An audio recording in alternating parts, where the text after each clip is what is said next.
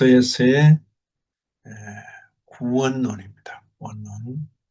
주제별로 살피는 것을 조직신학적 고찰, 조직신학적 고찰 그렇게 했는데, 그 중에 오늘 주제는 구원론. 예레미야서에서도 구원에 관한 어떤 말씀이 있는가? 근데 이제 우리가 구약을 읽을 때 구약만으로 읽는 그런 종교도 있고 그런 공부도 있고 그래요. 구약을 구약만으로 읽으면 저와 여러분과 같은 이 기독교인들과는 별 상관이 없습니다. 왜 기독교인인가? 구약을 읽는데 예수 그리스도와 연관해서 읽는다. 그래서 예수 그리스도를 중히 여기는 사람들, 예수를 그리스도로 믿는 사람들을 가리켜 기독교인, 그런 거죠. 그래서 기독교인의 경전은 구약만 아닙니다. 구약과 함께 반드시 그 구약을 예수님과 연결시켜서 이야기하는 신약이 함께 있는 것, 그게 기독교인의 경전인 것입니다. 그래서 구약 성경인 예레미야에 구원에 대한 내용이 있는가? 예, 있습니다. 예, 있습니다 했을 때 그 구원을 바벨론 포로로 잡혀가서 포로에서 구원받는다, 그 정도만 생각하면 그건 그냥 옛날 이야기하는데 그치지 않는 거죠. 근데 바벨론 포로 잡혀가는 그 현실에서 예레미야는 그 시대에 살았으니까 바벨론으로 하나님의 선민이 포로 잡혀는 그 현실에서 장차 바벨론에서 다시 회복될 것을 말함과 동시에, 네, 그건 하나의 예표가 되면서 바로 이런 식의 구원이 예, 장차 오실 메시아 예수 그리스도로 말미암아 하나님의 택하신 전 백성, 택자, 전 인류 이렇게 말아버리면 택자, 불택자 구별이 없는데 성경은 분명히 택자와 불택자를 구분하고 있고, 그래서 하나님의 택하신 전 백성의 구원을 예표하는 것이다. 그렇게 읽어내는 것입니다. 근데 그게 이제 오늘 우리가 살펴볼 내용이죠. 예레미야 33장 8절을 한번 보시면, 예레미야 33장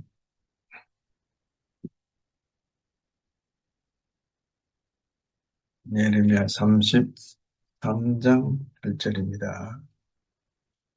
여기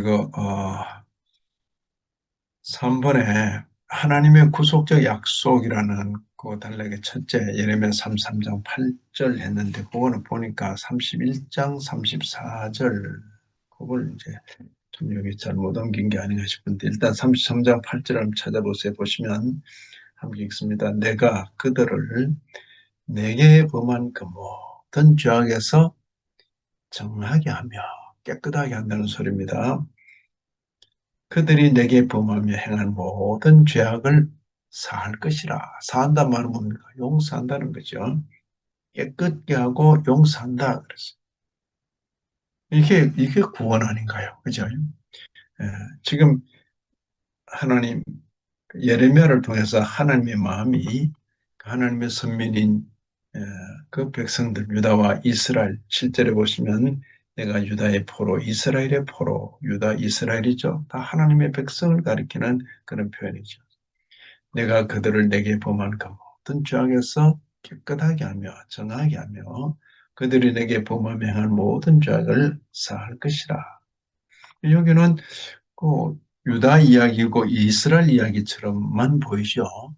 그러나 유다, 이스라엘로 표현된 하나님의 모든 택한 백성을 가리킨다. 그렇게 읽는 것이 우리가 구약을 신약의 정신으로 읽는 것입니다. 그리고 여기 또 31장 34절 한번 보실까요? 31장 34절도 보시면 그 마지막에 이래 되어 있습니다. 자, 여기 이제 새 언약을 말씀하시면서 그 마지막에 이렇게 말씀해요. 내가 그들의 악행을 사하고 31장 34절 그 마지막 부분에 내가 그들의 악행을 여기도 사하고 용서한다는 거죠. 다시는 그 죄를 기억하지 아니하리라. 그죠? 이런 내용이 바로 구원과 직결되는 내용이죠. 구원과 직결되는 내용입니다. 그리고 우리가 얼마 전에 읽었던 50장, 예레미야 50장 20절도 보시면 그게 하나님의 죄 용서와 하나님의 그 구원은 얼마나 철저한가. 예레미야 50장 20절에 보시면 그날 그때에는 이스라엘의 죄악을 찾을지라도 없겠고 그랬습니다. 유다의 죄를 찾을지라도 찾아내지 못하리니 이는 내가 남긴 자를 용서할 것입니다. 하나님의 용서는 이런 것이라 그랬죠. 이런 용서죠. 이게 바로 구원을 가리키는 표현이 아닌가 생각하는 것입니다. 자, 오늘 그 살필 주제는 한 5가지 주제가 됩니다. 첫째는 하나님의 구속 계획. 이런 그 하나님의 구원의 일들이 그냥 이루어지는 것이 아니라 보다 더 큰 하나님의 어떤 계획 가운데 있다. 이제 대개 그 사람들이 보는 그 안목이라는 것은 자기가 태어나서 철들어 보게 되면 그게 시작인 줄 알아. 자기가 이제 한평생 살고 늙고 눈을 감게 되면 그게 끝인 줄 알아. 여러분 생각에도 그렇습니까? 내가 철들어 눈 뜨고 보면 그게 처음입니까? 아니면 나보다 이전에 많은 사람들이 살은 것 같습니까? 예? 내가 느끼고 내가 만지고 내가 보면 그게 처음입니까? 내가 그런 경험하기 전에 앞서 많은 사람들이 살은 것을 우리는 알고 있습니까? 그거 내가 안 봐서 모르겠다. 이렇게 말할 성질입니까? 그게? 그렇잖아요. 뭐 그런 부분이 많은 경우에 사람들은 자기 중심으로 자기가 보고 만지고 느끼면 그게 시작이고 그게 전부인 줄 알지만은 우리는 성경을 통하여 그리고 인류 역사를 통하여 그보다 훨씬 전에 나보다도 전에 저와 여러분은 지금 동시대에 만나 이랬지만은 훨씬 전에 많은 사람들의 삶이 있었다. 그걸 상식적으로 알고 있잖아요. 근데 사람이 살면서 계획하고 결정하고 행하는 그게 전부인가? 아니면 그런 일 전부가 하나님의 어떤 계획 속에 있는 것인가? 특히 하나님 백성의 구원과 관계에서는 하나님의 어떤 계획이 있다. 그걸 우리가 생각하는 것입니다. 그리고 이 하나님의 구원 계획은 사람과 약속으로 언약이라 했는데 약속으로 맺어져 있다. 그래서 그 부분을 하나님의 구속 계획 그리고 언약적인 관계 그렇게 표현하는 것입니다. 자, 여기 예레미야 11장 3절과 5절 한번 보십니다. 예레미야 11장 3절과 5절입니다. 그죠?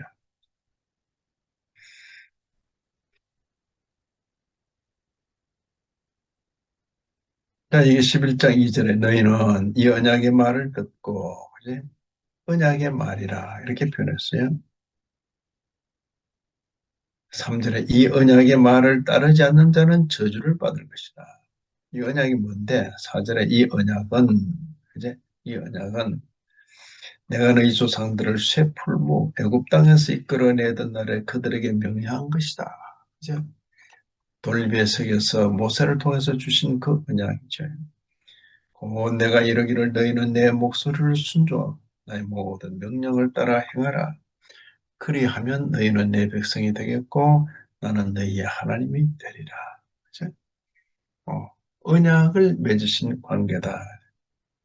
음, 언약을 맺으신 관계라. 여기 5절도 보시면 그들에게 젖과 꿀이 흐르는 땅을 주리라 한 그 약속. 아, 젖과 꿀이 흐르는 땅을 주겠다는 그 약속. 언약을 맺은 백성이라. 예. 언약적 관계에 있는 그 백성들을 구원하신다. 이게 이제 구원의 계획이죠. 근데 우리는 그 구약 백성들만 하나님의 언약 관계인가 보다 했는데 이제 우리가 신약을 통해서 깨닫는 건 뭡니까? 아하, 그 구약은 예표적인 역할을 했고, 이제 그리스도 안에서 하나님의 택한 모든 백성이 그 언약 백성의 수에 들어오는 것이로구나. 그렇게 우리는 확인하게 되는 것입니다. 그리고 우리가 지난 시간 거듭에서 배운 것은 뭡니까? 새 언약. 새 언약이 예레미야 31장 31절 이하 나오는 거죠. 새 언약. 새 언약의 내용도 뭡니까? 이제 경륜의 시대가 바뀌어서 돌비에 새겨진 그 언약을 지키는 것이 아니라 마음 신비에 새겨진다. 그랬어요. 마음 신비에 새겨. 그건 심령의 변화, 중생, 거듭남으로 말미암아 변화되는 그 역사, 성령의 역사로 거듭나게 되는 그 내용을 미리 말씀해 주신 것이다. 그렇게 생각할 수 있을 것입니다. 예레미야 31장 31절 이하의 새 언약, 새 언약. 그러죠?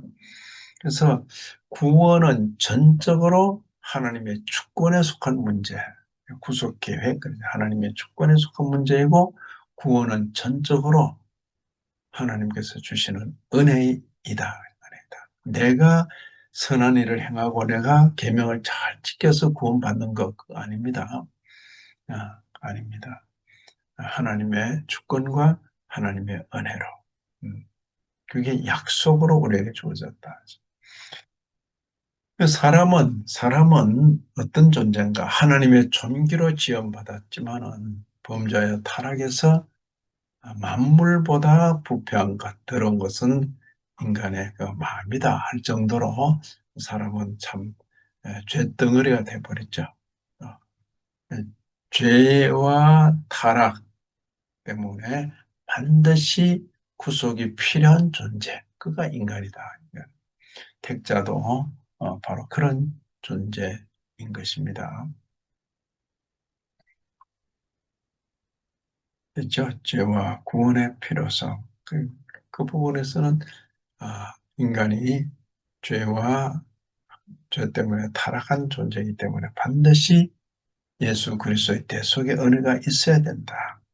그때 선민들에게는 이렇게 표현했어요. 두 가지 악을 행했다. 어떤 악을 행했는가? 하나는 생수의 근원 대신 하나님을 버린 것이고 버린 것이 악이다. 그죠? 어, 하나님을 버린 것이 악이다. 또 하나는 구원도 못할 우상을 따라간 것이 악이다.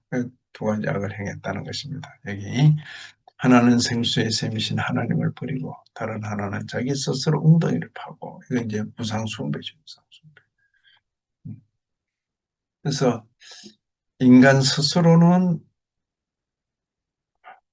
바람직한 구원에 이를 수가 없다. 그것이 뭡니까? 어,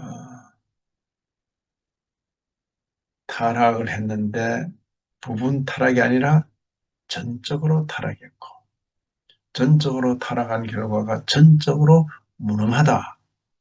전적 타락, 전적 무능입니다. 이때 무능은 아무것도 못한다. 그런 의미가 아니라 구원과 관련해서는 아무것도 할 수 없다.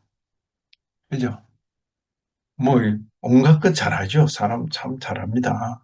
다 망가진 인생인데도 그럼에도 뭐참 과학도 발달시키고 다 뭐 온갖 그 재주들이 있죠.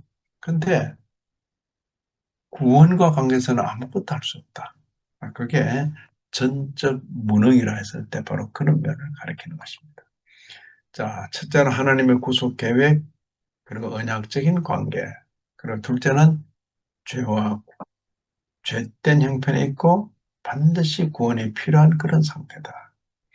자, 여기도 보시면 이번에 그 가운데 좀 개혁신학에서는 인간이 전적 타락인 상태에 있다는 교리를 중요하게 가르친다.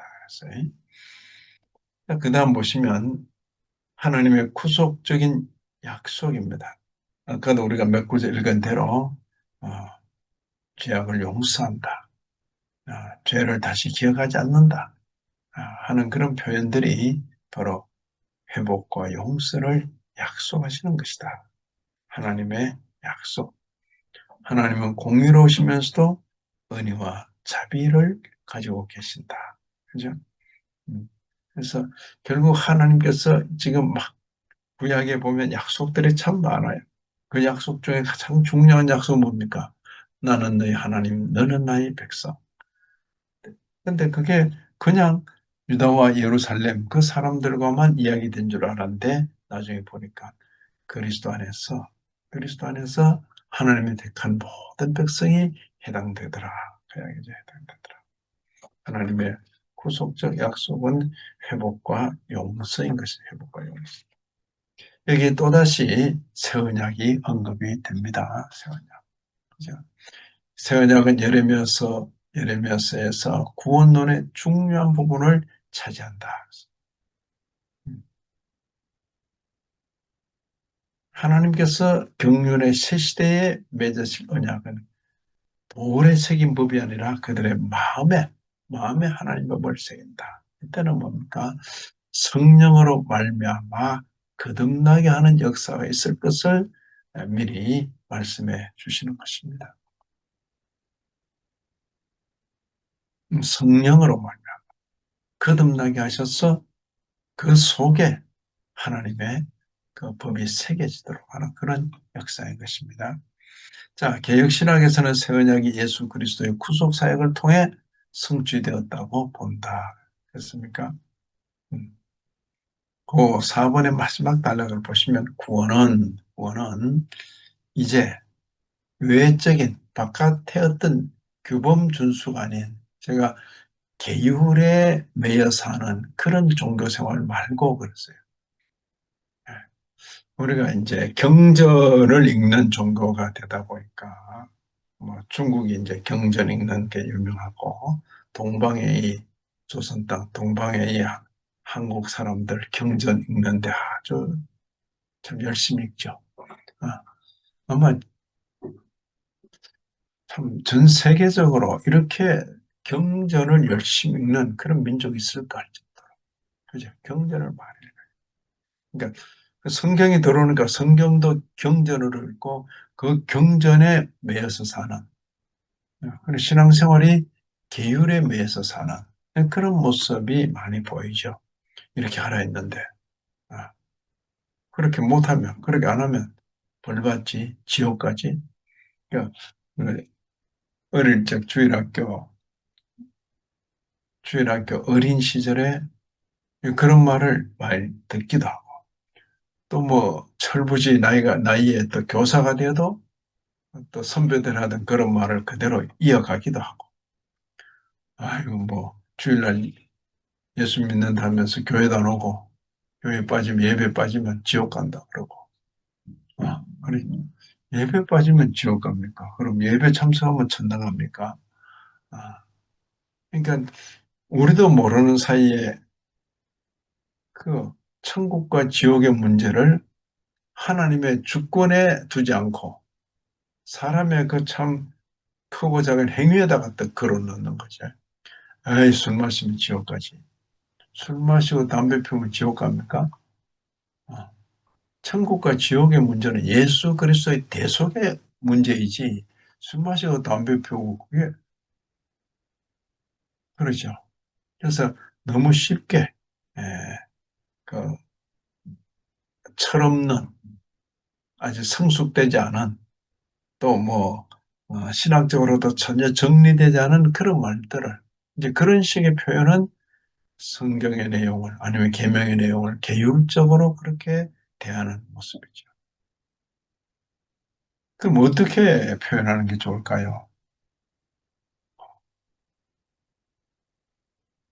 자, 천국 간다, 지옥 간다 이 문제는 인간의 행위와 관련된 게 아니에요.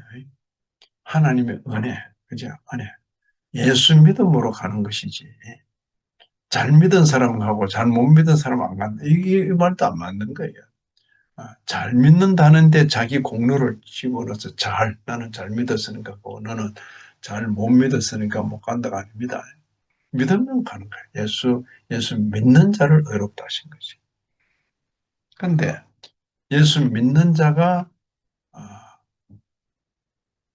계명을 다 지키지 못하고 예수 믿는 자가 양심에 거리끼는 일에 연루되게 되고 그럴 때에 지옥 간다 이렇게 말한 것이 아니라 그렇게 하면 하나님께서 서운해 하시지. 우리 주님께서 기뻐하시지 않겠지. 그 어투에 늘 하나님, 우리 주님이 언급되잖아요. 그죠? 그 뭡니까? 관계. 신앙생활이 이 관계 문제지, 계율을 지키면 구원받고, 계율 못 지키면 그런 문제 아니죠.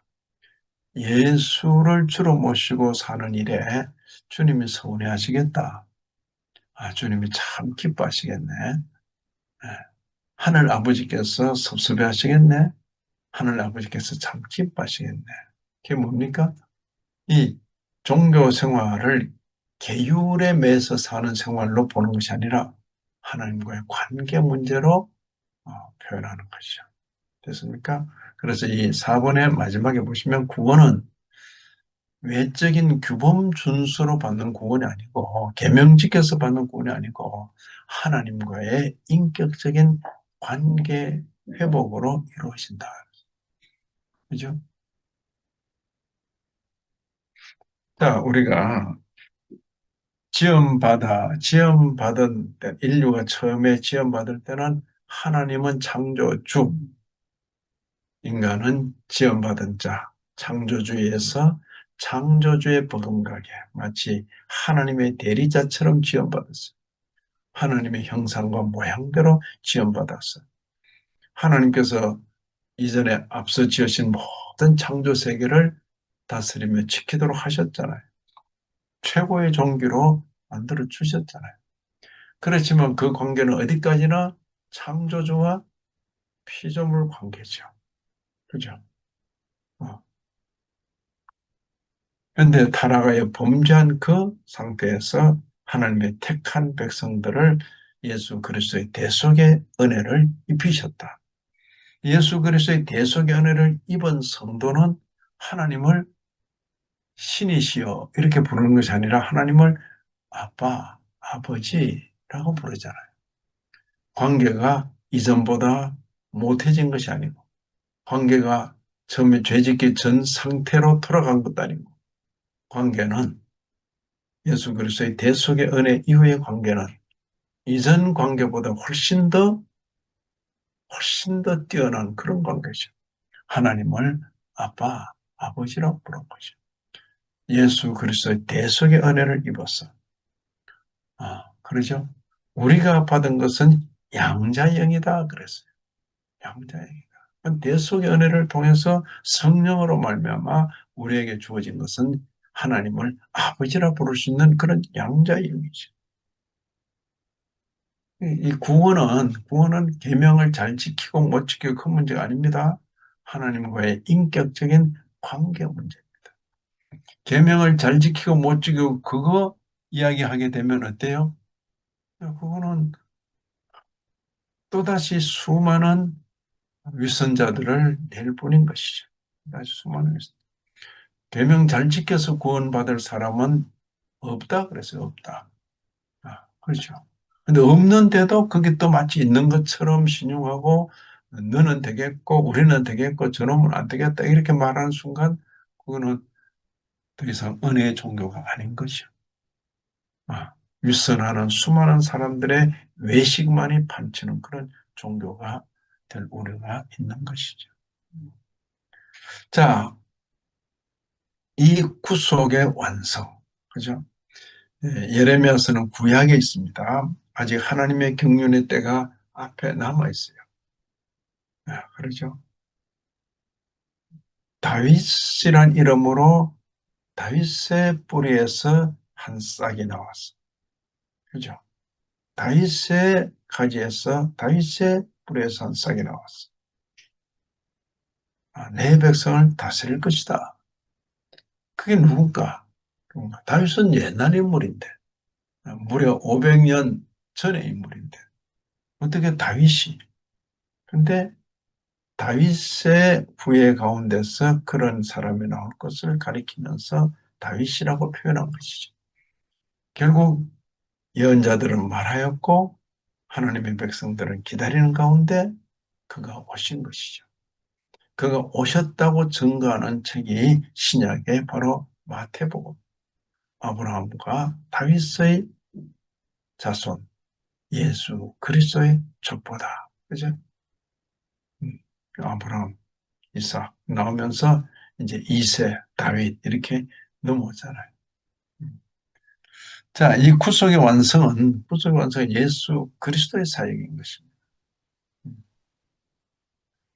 여기 예레미야 33장 15절, 16절에 다윗의 후손이 공의로 다스릴 것이다. 그 누군가? 그가 바로 예수, 나사렛 사람 예수. 그가 이 예언된 그리스도다. 이게 이제 예수 그리스도라는 표현인 것입니다. 그죠?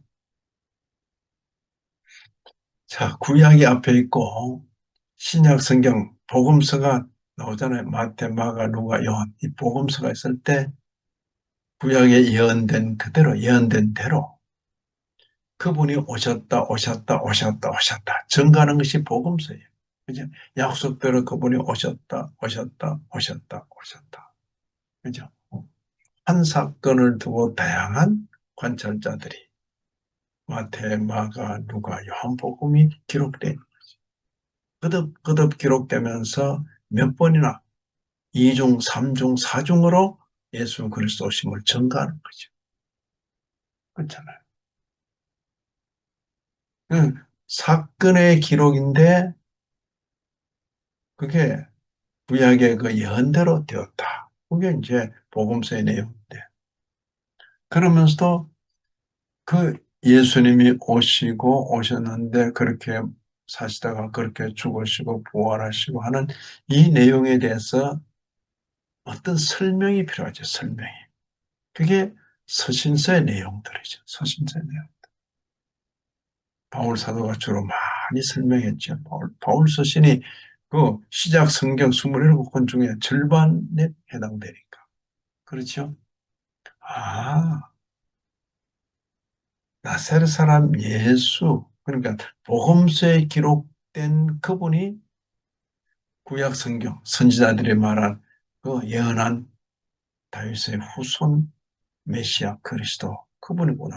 그래서 사도행전에는 예수가 그리스도다. 그게 핵심이에요. 예수가 그리스도다. 나사렛 사람으로 살다가 십자가에 처형된 예수, 그분이 바로 구약 성경, 우리 조상 대대로 기다렸던 그리스도, 메시아, 예수가 메시아 그분이다. 그게 사도행전의 내용이에요. 그리고 그 자초지종을 잘 설명한 것이 서신서들이었어요. 그렇죠.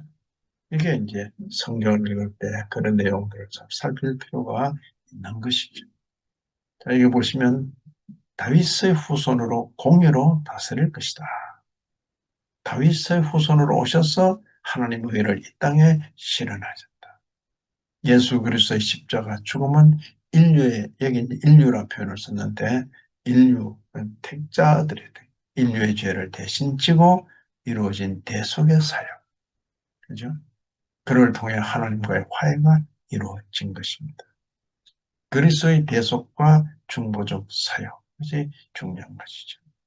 자, 오늘 예레미야서에서의 구원에 대한 표현이 있는 거 했을 때, 예, 한두 구절이 아닙니다. 근데 중요한 것은 구원이라 말할 때, 뭐, 하나님의 계명을 잘 지켜서가 아니라 하나님이 베푸신 은혜. 그게 뭡니까? 예수 그리스도로 말미암은 대속의 은혜. 믿는 자를 구원하시는 그 하나님의 은혜. 그것이 구약 성경에 예견되어 있고 예언되어 있고 하나님의 경륜에 대해 그것이 실현되었다. 그래서 구약과 신약을 이런 관계에서 잘 보는 것이 바로 성경에 대한 바른 이해인 것입니다. 됐습니까? 아무쪼록 또 예레미야를 통한 구원론을 잘 이해하시고 우리는 이미 경륜의 시대가 달라진 구약과는 다른 신약의 시대에 살고 있고 이미 이런 내용이 잘 드러난 이후 시대를 우리가 살고 있는 것입니다. 그래서 성경을 읽을 때 그걸 잘 살펴야죠. 그러죠? 그리고 바로 이 믿음 가운데 우리가 이미 받은 그 대속의 은혜를 생각할 수 있는 것입니다. 그리고 이 구원에 대해서 예레미야에 어떻게 예언되어 있다는 것을 이제 확인하게 되는 것이죠. 아무쪼록 어, 이미 예수 그리스도의 대속을 입은 자로서 이런 구원의 내용에 대해서 예언하고 있는 예레미야서를 잘 살피고 우리가 받은 구원에 대한 그 구원의 은혜를 다시 한번 확인하는 좋은 기회가 되기를 진심으로 기원합니다. 하나님 아버지 허락하신 교훈 가슴에 담고 우리의 남은 날을 살게 하여 주옵소서. 또 이 땅 백성을 불쌍히 여겨 주옵소서. 예수님 이름으로 기도합니다. 아멘.